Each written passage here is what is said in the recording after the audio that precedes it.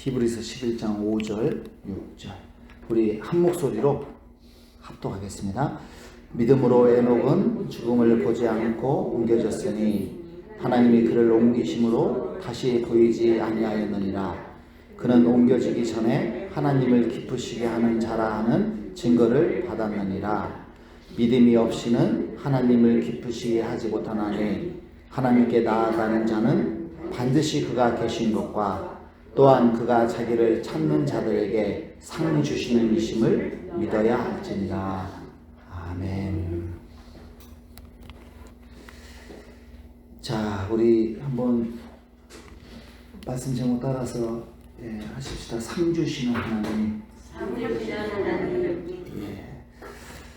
몇 년 전 중국에서 있었던 일입니다. 산둥성 진안시에 있는 탕샤오롱시가 있는데 이번에 2살짜리 아이가 골수 이식 수술을 받기 위해서 받아야 해서 병원에 입원을 했는데 이 골수 이식 수술에 들어가는 비용이 40만 위안, 그러니까 우리 돈으로 하면 약 6,700만 원이 들어간다. 이 병원비를 마련할 수가 없어서 입원한 상태로 전전긍긍하던 차에 이 병원 주변을 지나가던 길에 지갑을 하나 주었어요. 그 지갑을 열어봤더니 거기에 중국 돈 2만 위안, 한화 340만 원의 현금과 그리고 신용카드와 운전면허 등이 들어있었다는 것입니다.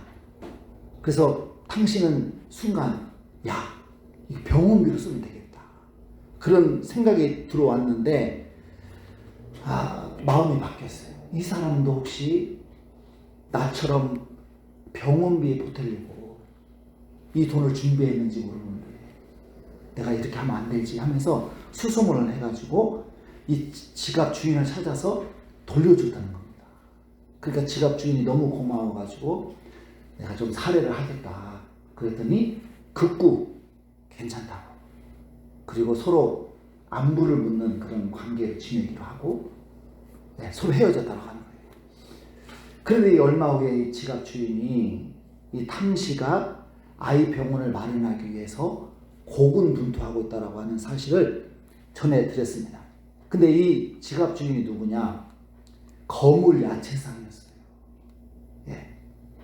그래서 그런 탕씨를 만나서 내 창고에 순무 200톤이 있는데 어차피 5월 이전까지 처리하지 못하면 값이 떨어져서 안 되니까 내가 이 순무 200톤을 당신한테 기증을 하면 어떠냐 그랬다는 거예요. 그래서 그걸 이제 허락을 했다는 것이죠. 그리고 이 사연이 그 지역 신문에 실리게 되었어요. 그러니까 사람들이 신문을 보고는 너나 없이 순무를 사가지고 하루 만에 이 200톤이나 되는 순무가 다 팔렸다는 것입니다. 그렇게 해서 판매 대금이 50만 위안, 우리 돈 8,450만 원이 들어왔다는 거예요. 수술비는 6,700만 원인데 수술비를 쓰고도 남는 그런 돈이었죠. 이 기사를 읽은 중국 누리꾼들이 가장 많이 단 댓글이 뭐냐? 정직함은 언젠가 보상을 받는다. 여러분, 저와 여러분이 정직하게 살면 언젠가 보상을 받는 줄 믿습니다. 자, 오늘 본문은 에녹의 믿음을 소개하고 있어요. 에녹의 믿음은 어떤 믿음이냐? 보상해 주시는 하나님을 믿는 믿음이에요. 여러분, 부모가 자식에게 보상해주고 자식이 부모에게 보상을 해주죠. 배우자가 보상을 해주는 것도 있지만 그런 보상이 아니라, 세상이 주는 보상이 아니라 하나님이 주실 보상을 바라보며 사는 것, 이게 에녹의 믿음이었다. 자, 히브리서 11장 6절 같이 읽겠습니다.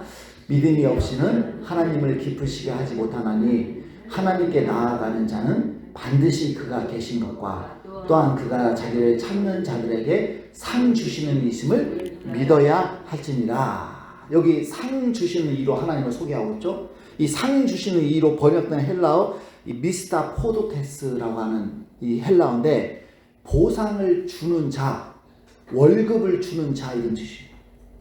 네. 우리가 직장에서 사장님을 위해서 일을 하면 사장님이 보상을 해주잖아요. 우리가 나라를 위해서 일을 하면 나라에서 보상을 해주듯이 하나님도 우리가 하나님을 위해서 일을 하면 보상을 해주신 하나님이다. 네. 무료 봉사를 하나님 시키는 게 아니라 보상해 주시는 하나님이라고 하는 것입니다. 자, 어떤 분들은 이것을 기복이다. 뭘 보상을 바라고 하나님의 일을 하냐. 그냥 순수하게 해야지. 물론 이것도 필요하죠. 네, 이것도 맞아요. 그렇지만 그게 다는 아니에요. 오늘 히브리서 11장 6절에서 뭐라고 말씀하고 있습니까? 하나님께 나아가는 자는 반드시 그가 계신 것과 또한 그가 자기를 찾는 자들에게 상 주시는 이심을 믿어야 한다. 믿어야 한다. 내가 하나님을 위해서 살면 하나님이 보상해 주신다. 이 믿음이 굳건하게 있는 사람, 그게 참 믿음이라는 거. 그게 참 믿음. 그러니까 저 여러분이 이런 믿음이 없잖아요. 그럼 하나님을 위해서 안 살게 돼요. 여러분 직장 다니는데 월급을 준다라고 하는 보장을 못 받고 직장 다닐 수 있습니까? 또는 직장을 다녔는데 월급이 밀려 있어. 그럼 여러분 계속 다닐 수 있겠어요? 못 다녀요, 여러분. 사장이 내가 일한 만큼의 월급을 준다라고 하는 확고한 믿음이 있으니까 다니는 거예요. 또 그 보상을 매달 받으니까 우리가 힘들어도 다니는 거 아니겠습니까? 마찬가지예요. 하나님께 대한 하나님이 내가 수고한 것에 대해서 내가 하나님을 위해서 헌신한 것에 대해서 보상을 해주신다라고 하는 믿음이 없는 사람들은 하나님을 위해서 안 살아요. 안 산다니까요. 또는 내가 하나님을 위해서 한다고 했는데 하나님 그동안 내게 해주신 게 없어. 없는 것처럼 보여. 그러면 하나님께 대한 헌신하고 싶은 마음이 사라지는 거예요. 그래서 우리가 하나님을 위해서 지속적으로 헌신하고 오랫동안 헌신하려면 하나님이 반드시 내게 보상해 주신다. 언젠가는 보상해 주신다. 이 확고한 믿음이 있을 때 우리의 헌신이 흔들리지 않는 거예요. 흔들리지 않는 거예요. 자, 우리가 하나님께 보상을 받으려면 두 가지 믿음이 필요해요. 그러니까 하나님 우리에게 가장 요구하시는 게 뭐예요? 믿음을 요구하시는 믿음. 의인은 믿음으로 말미암아 살리라. 예, 믿음이 있으셔야 돼요. 그 두 가지 믿음이 있어야 돼요. 첫 번째가 하나님이 살아계시다는 믿음이 있어야 돼요. 하나님께 나아가는 자는 반드시 그가 계신 것과, 여러분 하나님 눈에 보여요, 안 보여요? 안 보이죠. 예, 하나님이 계시다는 과학적인 증거도 없어요. 예, 그래서 눈에 보이지 않고 과학적인 증거도 없는 그런 하나님이 살아계시다라고 인정을 하려면 뭐가 필요해요? 믿음이 필요하죠. 이때 사용되는 게 믿음이에요. 믿음. 근데 자, 믿음을 가지려면 뭐가 필요할까요? 그러니까 믿어야 된대. 그럼 믿으려면 어떻게 해야 돼요? 체험이 필요해요. 체험. 자, 에녹은 아담의 7대손이에요. 예. 아담이 622살이 되던 해 에녹이 태어났습니다. 그래서 아담과 에녹은 300년 동안 같은 시대를 살았어요. 같은 시대. 이렇게 모태신앙인 에녹이 하나님을 실제적으로 체험하게 된 나이는 65세였습니다. 그때야 에녹은 귀로만 들었던 하나님 실제적으로 체험하게 되는 것이죠. 그러자 그의 삶이 달라졌어요. 그전에는 형식적인 신앙생활, 그냥 부모가 믿으라고 하니까 믿는 그런 신앙이었다면 이제 헌신적인 신앙생활로 달라졌다 이 말이죠. 그러니까 저와 여러분도 귀로만 듣는 하나님은 안 되는 거예요. 실제적으로 하나님을 만나시기를 축복합니다. 그러니까 아직 하나님을 만나지 못하신 분도 계셔요. 제가 보면 딱 알아요. 이분이 하나님 만났는지 안 만났는지 딱 보면 압니다. 그런 분들은 그렇게 교회 오래 다녀도요, 죄송합니다, 천국 못 가요.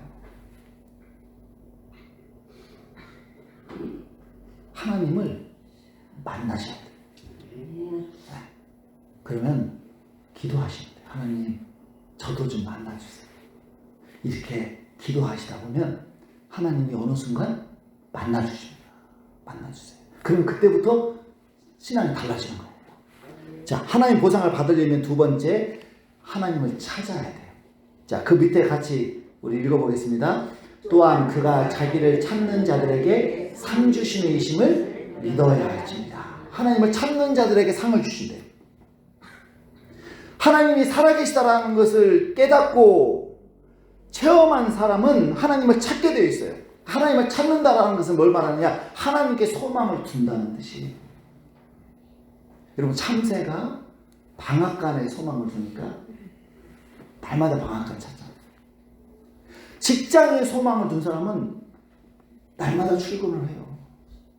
자식에게 소망이 있는 사람들은 자식을 그냥 떠받들고, 주식에 소망을 둔 사람은 오늘 얼마 올랐나 날마다 그 주식 시황을 쳐다보고 있지 않습니까? 마찬가지로 하나님께 소망을 둔 사람은 하나님을 찾아요. 가끔 찾는 게 아니라 자주 찾아요. 주일 예배만 찾는 게 아니라 수요 예배, 또 새벽 예배, 또 교회에서만 찾는 게 아니라 집에서도 찾고 직장에서도 찾고 길을 가면서도 찾고 계속 하나님을 찾는 거예요. 저는 계속 찾아요, 하나님을. 어제도 밤 12시까지 기도하면서 하나님을 찾아요. 하나님, 도와주셔야 됩니다. 그러면서 그냥 순간순간 계속 하나님을 찾는 거예요. 왜냐?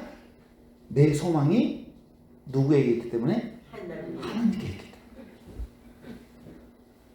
하나님께 있기 때문에. 여러분, 뭘 자주 찾으십니까? 돈. 네? 소원? 돈. 돈, 맞아. 돈, 그렇죠. 우린 돈을 찾죠. 그렇죠. 돈에 소망이 있어요. 네. 물론 돈도 필요해요. 필요합니다. 자, 에녹이 그동안 하나님 안 찾았어요.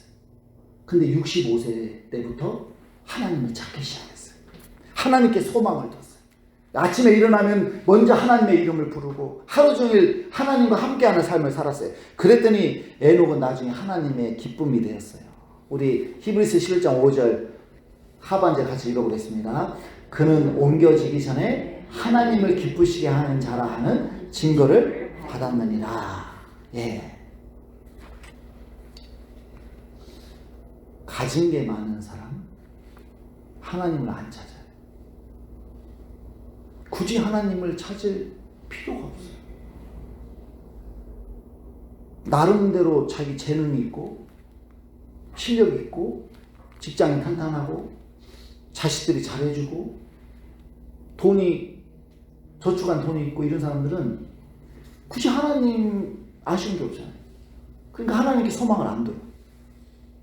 그래서 여러분, 우리가 하나님께 소망을 두려면 먼저 여러분이 가지고 있는 소망이 끊어져야 돼요.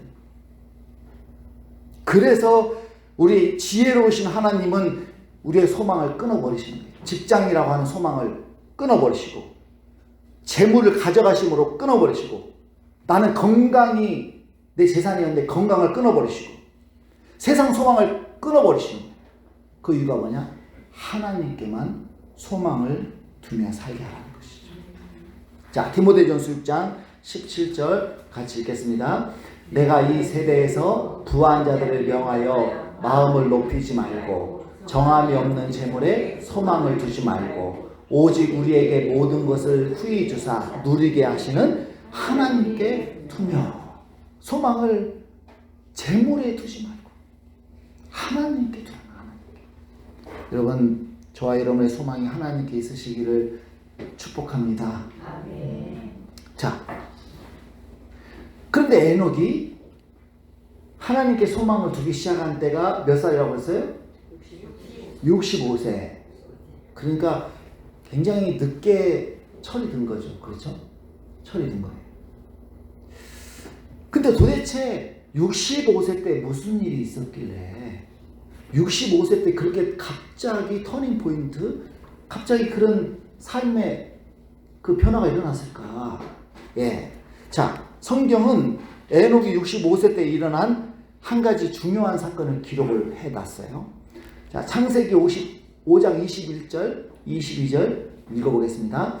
에녹은 65세에 무두셀라를 낳았고 무두셀라를 낳은 후 300년을 하나님과 동행하며 자녀들을 낳았으며. 자, 65세 때 중요한 사건이 일어났습니다. 뭐예요? 자식을 낳았다. 자식을 낳았어. 무두셀라라고 하는 아들을 낳았어. 에게 목사님, 뭐 너도 나도 낳는 아들, 뭐 그게 무슨 대수라고 65세 때 아들 낳은 것이 뭐 그렇게 큰 어떤 삶의 뭐 터닝 포인트가 됩니까? 그럴 수 있잖아요. 근데 성경은 그가 65세에 무두셀라를 낳고 무두셀라를 낳은 후에 300년을 하나님과 동행했다. 그러니까 무두셀라를 낳은 사건이 에녹에게는 삶의 변화가 일어나는 특별한 계기였다. 그러니까 그 아이가 평범한 아이가 아니라 아주 특별한 아이라고 하는 것이죠. 자, 이 무두셀라라고 하는 이름이 여러분 창 던지는 자라고 하는 뜻이에요. 창 던지는 자. 근데 이거를 에녹이 자기 임의로 지은 게 아니라 추측을 하건대 하나님께서 에녹에게 너의 아들의 이름을 무두셀라라고 지으라. 하나님이 직접 지어주신 것 같아요. 예. 자, 그 당시 학자들에 의하면 그 당시에는 이제 성이 있었잖아요. 성. 그러면 이 성 문에 성을 지키는 이 문지기들이 있었다는 거예요. 그래서 그 적들이 공격을 해오면 이 문지기들이 창을 던져가지고 적들을 물리쳤다는 것이죠. 그래서 적들이 성을 차지하기 위해서는 먼저 누구를 죽여야 돼요? 창 던지는 자들을 죽여야 되는 거예요. 그러니까 창 던지는 자가 죽는다는 것은 곧 이 성이 함락된다. 이 성이 무너진다라고 하는 재앙을 의미하는 것이죠. 그래서 그 당시의 사람들은 창 던지는 자가 죽으면 우리가 사는 성에 심판이 임한다. 이런 그 개념을 가지고 있었어요. 자, 에녹이 자기 아들의 이름을 창 던지는 자, 무두셀라라고 지은 것도 같은 뜻을 담고 있다는 것이죠. 내 아들이 죽으면 하나님의 심판이 임한다. 이런 의미로 아들의 이름이 지어진 거예요. 자, 실제로 노아의 홍수 아시죠? 노아의 홍수로 세상이 심판을 받아서 노아의 식구 8명 빼고는 다 죽었잖아요. 그 당시 한 인구가 한 10억 명 됐어요.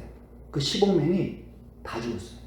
엄청난 하나님의 심판이 임했는데, 자, 그때 노아의 홍수가 임하던 때가 노아의 나이 600살 되던 해고, 노아의 할아버지가 무두셀라예요.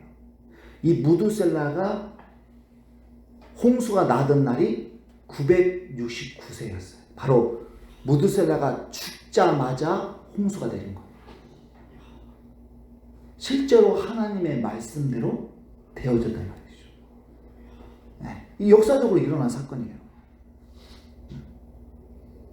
자, 여러분 성경에 나오는 그 인물들 중에 가장 오래 산 사람이 누구죠? 무두셀라예요. 무두셀라가 969세로 가장 오래 살았어요. 자, 왜 하나님은 무두셀라를 장수하게 하셨을까? 추측이 되잖아요. 왜 그랬을까요? 나라를 멸망하자. 그렇죠. 맞아요. 모두셀라가 죽으면 심판이 임하기 때문에 하나님은 한 영혼이라도 더 살리기 위해서 모두셀라의 수명을 연장하시고, 그래서 모두셀라가 가장 오래 사는 거예요. 성경을 읽으면 이런 영적인 의미들이 이렇게 담겨져 있습니다. 예. 그래서 에녹은 65세 때 하나님으로부터 이 계시를 받은 거예요. 네 아들이 죽는 날 세상이 멸망할 것이라고 하는, 심판을 받고 멸망할 것이라고 하는 충격적인 소식을 전해 듣고 그때부터 삶이 달라지기 시작하는 거죠.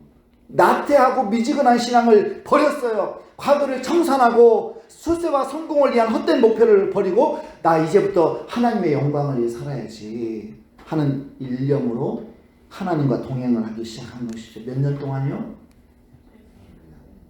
300년 동안 하나님과 동행했어요. 여러분 30년 하나님과 동행하는 것도 쉬워요, 어려워요? 어려워요. 30년 동행하는 것도 힘들어서 자빠지고 넘어지고 시험 들고 교회 떠났다가 다시 돌아오고 얼마나 야단법석을 떱니까? 근데 에녹은 300년이에요, 여러분. 우리는요 천국에 가잖아요. 그 사람들 앞에서 명함도 못 내밀어요. 저 50년 하나님을 위해서 헌신하다 왔어요. 너 50년? 나 300년이야. 명함도 못 내민다니까요. 아주 기라성 같은 사람들이 그 당시에 믿음을 지키는 기라성 같은 사람들이 있었어요. 진짜 그들이 볼 때 우리 신앙은요 어린아이 신앙이에요. 어린아이 신앙. 이 몇십 년도 그렇게 막 몇십 년 신앙생활 하는 것도 그렇게 힘드냐? 응? 나는 300년 했는데 뭐 그러진 않겠죠. 격려해 주실 거예요. 자, 근데 에녹은 하나님과 그저 동행하는 것으로 끝난 것이 아니라 바로 자기가 심판의 메시지를 받았기 때문에 그 심판을 외치기 시작했어요, 에녹이. 자, 유다서 1장 14절 15절 읽겠습니다. 아담의 7대 손 에녹이 사람들에 대하여도 예언하여 이르되 보라, 주께서 그 수만의 거룩한 자와 함께 임하셨나니 이는 무사람을 심판하사 모든 경건하지 않은 자가 경건하지 않게 행한 모든 경건하지 않은 일과 또 경건하지 않은 죄인들이 주를 거슬러 한 모든 완악한 말로 말미암아 그들을 정죄하려 하심이라 하였느니라. 하나님의 심판이 있을 것이다. 목이 터져라 외치고 다녔다 이 말이죠. 솔로몬이 이렇게 경고합니다. 전도서 11장 9절 읽습니다. 청년이여 내 어린 때를 즐거워하며 내 청년의 날들을 마음에 기뻐하여 마음에 원하는 길들과 내 눈이 보는 대로 행하라. 그러나 하나님이 이 모든 일로 말미암아 너를 심판하실 줄 알라. 그냥 살고 싶은 대로 자유롭게 살아라. 그러나 한 가지만 기억해. 너의 삶에 대해서 하나님이 반드시 심판하신다라고 하는 그 심판이 있음을 기억하라. 한 20대 청년이 있었습니다. 이 청년은 너무나 술을 좋아해서 날마다 술에 만취해서 집으로 돌아왔어요. 그런데 어느 날 밤 12시에 술에 취해 기가하는데 하늘에서 벼락 같은 음성이 들려왔습니다. 술 취하지 말라. 처음엔 놀랐지만 또다시 술을 먹게 되었어요. 그리고 2달 후에 또 만취하여 기가하는데 또 벼락 같은 음성이 들려왔어요. 술 취하지 말라. 네가 정녕 화를 면치 못하리라. 2번째 음성이 들려온 것입니다. 근데 하나님이 이렇게 2번이나 경고를 하셨지만 이 청년은 정신을 못 차리고 계속 술을 마셨습니다. 그 후 1년 반이 지나서 몸에 이상한 증상이 나타나기 시작하더라. 그래서 병원에 가서 진찰을 했더니 폐병 말기. 그제야 정신이 들어가지고 이 청년이 하나님을 찾기 시작을 했어요. 그래도 병세는 점점 악화되어 이제는 죽을 날이 다가오고 있는 것이. 이 청년은 짐을 싸고 기도원에 들어갔어요. 7일 동안 금식을 작정을 하고 하루 20시간씩 사투를 벌이는 기도를 했어요. 몇 시간이요? 20시간씩. 일주일 동안. 죽을 각오로 기도를 했습니다. 그랬더니 5일째 되는 날, 폐를 시원한 물로 씻어주는 것 같은 느낌이 들더니 깨끗하게 나와버렸어요. 아멘. 이 사건을 계기로 이 청년이 하나님이 정말 계시는구나. 그러면서 하나님과 동행을 하기 시작을 했습니다. 하나님이 무엇을 시키든지 그대로 순종을 하는 거예요. 너 신학해라. 알겠습니다. 너 선교사로 나가라. 알겠습니다. 방글라데시 선교사로 나가가지고 방글라데시 선교사님과 결혼을 했어요. 이분이 누구냐? 박철록 선교사님입니다. 예, 여러분, 방글라데시는 이슬람교가 90%입니다. 기독교는 0.3%. 거의 없어요. 근데 이분이 가서 무려 2만 명의 이슬람 교도들에게 세례를 줬다는 거예요. 하나님과 동행하니까 하나님이 상을 주시더라는 거죠. 자, 에녹이 300년 동안 하나님과 동행하자 하나님이 큰 상을 내리셨는데 에녹이 받은 상이 뭔지, 자, 우리 한번 보겠습니다. 히브리서 11장 5절 있습니다. 믿음으로 에녹은 죽음을 보지 않고 옮겨졌으니 하나님이 그를 옮기심으로 다시 보이지 아니하였느니라. 그는 옮겨지기 전에 하나님을 기쁘시게 하라는 증거를 받았느니라. 하나님이 에녹에게 주신 보상은 3가지예요. 네. 첫 번째는 죽음을 보지 않게 해주셨어요. 그러니까 에녹은 죽질 않았어요. 그리고 두 번째는 옮겨졌어요. 어디로요? 천국으로, 산채로. 네. 이 절망스러운 세상, 고통스러운 세상에서 아름다운 세상으로 옮기시고, 너 이제 좀 고생 많이 했으니까 좀 쉬어라. 그러면서 옮겨주셨어요. 세 번째, 영생을 주셨어요. 여러분, 에녹은 지금도 살아있는 줄 믿습니다. 네, 지금도 살아있어요. 여러분, 하나님이 살아계시다고 믿고 하나님께 소망을 두며 하나님을 찾는 자들에게 에녹에게 주신 상을 동일하게 주신다는 말이에요. 바로 죽음을 이기는 부활을 주시고 아름다운 천국을 주시고 거기서 영원히 살 수 있는 영생을 주신다는 것이죠. 예. 여러분, 광활한 몽골 제국을 건설한 징기즈칸.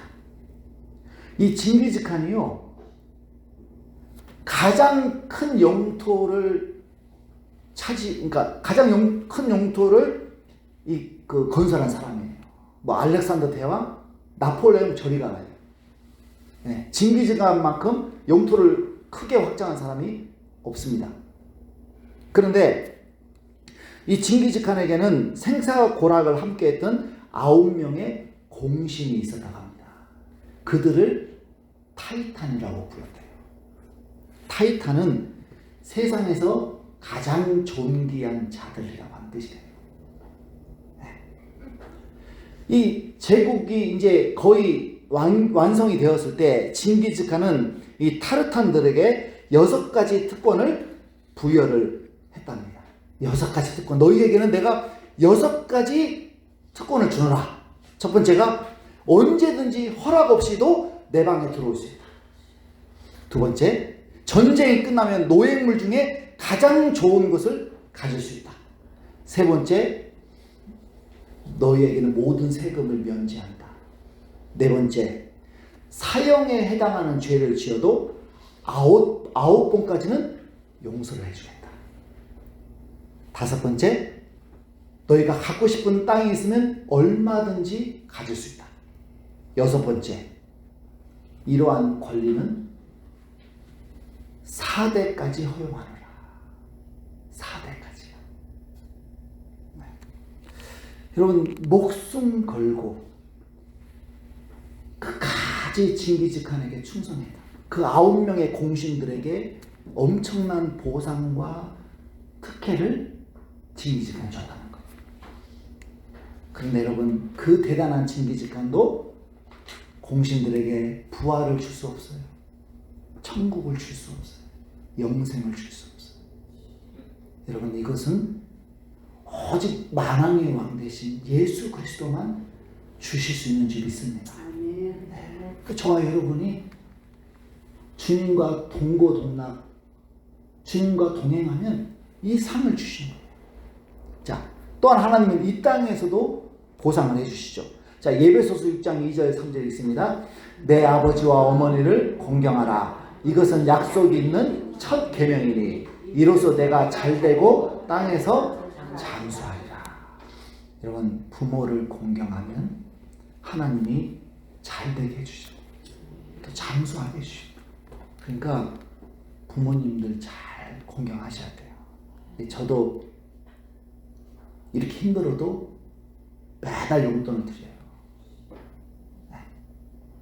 어느 때는 막 부모님은 형편이 좋으니까, 왜냐하면 키울 자식이 없잖아요. 나는 애가 둘이고 돈이 많이 들어가는데 그런 생각하면 어느 때는 막 용돈을 빠뜨리기도 해요. 그렇지만 가능하면 용돈을 드리려고 애랬어요. 낳아주시고 키워주시고, 네. 그 은혜가 얼마나 큽니까? 그래서 여러분 부모님께 소홀하신 분들은요 하나님께 복을 못 받아요. 성경에 나오잖아요. 그러니까 여러분이 이 땅에서 복을 받으시려면 부모님께 잘하시길 축원합니다. 잘하셔야 돼요. 네. 내 아들 저한테 용돈 주잖아요. 알바해가지고. 네. 엄마 5만 원, 아빠 5만 원. 네. 용돈 주죠. 근데 이게 시켜야 되더라고요. 자식이 알아서 하면 좋을 것 같은데 이것도 훈련이 안 되면 안 해. 그렇죠? 네. 그래서 이것도 애들이 부모를 섬기는 게 당연하다는 걸 자꾸 이렇게, 그래서 예전에 교회에서 어떤 장로님은 그 장로님 그 권사님은 자기 아들한테 계속 주지를 시키더라고요. 뭐라고 하냐면 너 10분의 1은 하나님께 드려. 그리고 또 10분의 1은 부모한테 주는 거야. 그렇게 계속 주지를 시켜요. 왜냐? 부모가 유학까지 보내줬어요. 자, 그리고 잠언 19장 17절 있습니다. 가난한 자를 불쌍히 여기는 것은 여호와께 구워드리는 것이니 그의 선행을 그에게 갚아주시리라. 우리가 이웃을 위해서 가난한 사람들에게 선행을 베풀면 하나님이 대신 갚아주신다. 왜냐? 그들은 가난해서 내게 갚을 수 없어요. 여러분 어느 때는 우리가 축의금 이렇게 저 사람한테 내가 줘봐야 못 받을 건데 그냥 나도 안 줄 거야. 이게 계산이 나오잖아요. 그렇죠? 네, 여러분 그거는 짧은 생각이에요. 내가 축의금을 냈는데 그 사람이 나를 안 주잖아요. 그럼 하나님이 대신 주세요. 그러니까 너무 막 그런 거 가지고 복잡하게 계산하지 마세요. 그냥 내가 할 수 있으면 하세요. 그냥 이웃에게 그냥 주세요, 여러분. 그냥 베푸세요. 그러면 하나님이 갚아주세요. 하나님. 자, 다니엘서 12장 3절 있습니다. 많은 사람을 옳은 대로 돌아오게 한 자는 별과 같이 영원토록 빛나리라. 많은 사람을 전도해서 하나님께 돌아오게 한 사람들 천국에서 스타가 돼. 스타. 자, 하나 더 봅니다. 마가복음 10장 29절 30절 있습니다. 예수께서 이르시되 내가 진실로 너희에게 이르노니 나와 복음을 위하여 집이나 형제나 자매나 어머니나 아버지나 자식이나 전토를 벌인 자는 현세에 있어 집과 형제와 자매와 어머니와 자식과 전토를 100배나 받되 박해를 겸하여 받고 내세에 영생을 받지 못할 자가 없느니라. 심은 대로 거두는. 우리가 하나님을 위해서 많이 심으면 하나님 많이 보상을 해주시죠. 그러니까 여러분 왜 하나님 저한테는 왜 이렇게 인색해요? 그런 분들 계시죠. 왜 하나님이 나한테 인색하냐? 내가 하나님께 인색해요. 그럼 하나님도 인색할까? 그래서 여러분이 하나님께 상을 많이 받기를 원한다. 그러면 하나님을 위해서 사세요. 하나님을 위해서. 그러니까 저도 참 상을 많이 받았어요. 상. 네. 그러니까 하나님은 정말 풍성하게 갚아주시는 분이다. 한 가지 이야기만 하고 마치겠습니다. 네, 37세밖에 안 된 어떤 부인이 있었는데 남편이 교통사고로 멀리 세상을 떠났어요. 근데 그 충격이 가시기도 전에 설상가상으로 이 부인이 이 중풍이 들어가지고 한쪽이 마비가 되는 거예요. 근데 자식이 4명이야. 남편 없이 이 4명을 키워야 되는데 자기까지 중풍이 걸렸으니 사는 게 너무너무 막막한 거예요. 어떻게 살아야 될까? 어떻게 살아야 될까? 날마다 눈물뿐이고 한숨뿐이고. 근데 그럴 때 마침 한 친구가 와서 전도를 했다는 거예요. 친구야, 교회 가자. 이럴 때 예수 믿는 거야. 그러면서 교회로 데려갔다는 거죠. 교회에 나가니까 위로도 되고 너무나 좋았어요. 그래서 전도사님, 구역장님 모시고 집에서 한 달간 매일 작정 예배를 드렸답니다. 그렇게 기도한 지 한 달 만에 하나님이 중풍병을 고쳐주시더라고요. 네. 건강을 주신 하나님 감사합니다. 무당을 불러서 굿도 하고 좋은 약을 써봐도 병을 못 고쳤는데 하나님께서 저의 병을 고쳐주셨습니다. 하나님 앞에 감사하고 이 일로 인해서 더 믿음으로 살게 되었다라고 하는 것입니다. 그래서 이번에는 그동안 도무지 팔리지 않던 부동산을 놓고 또 하나님께 기도를 했답니다. 나의 병을 고쳐주신 하나님, 땅도 팔게 해주실 것을 믿습니다. 오전 금식을 하면서 100일 동안 간절히 그렇게 작정 기도를 했더니 그렇게 안 팔리던 땅이 더 좋은 가격으로 팔리게 되었다는 거예요. 예. 그래서 그 부동산이 팔린 돈으로 음식점을 차렸대요. 그러면서 날마다 새벽 기도를 드렸습니다. 새벽 기도. 예. 새벽 기도 나가서 하나님 오늘 하루도 우리 식당을 지켜주세요. 오늘도 손님들을 보내주시고 제가 맛있게 음식을 할 수 있도록 도와주세요. 새벽마다 그렇게 기도하면서 출근을 했다는 것이죠.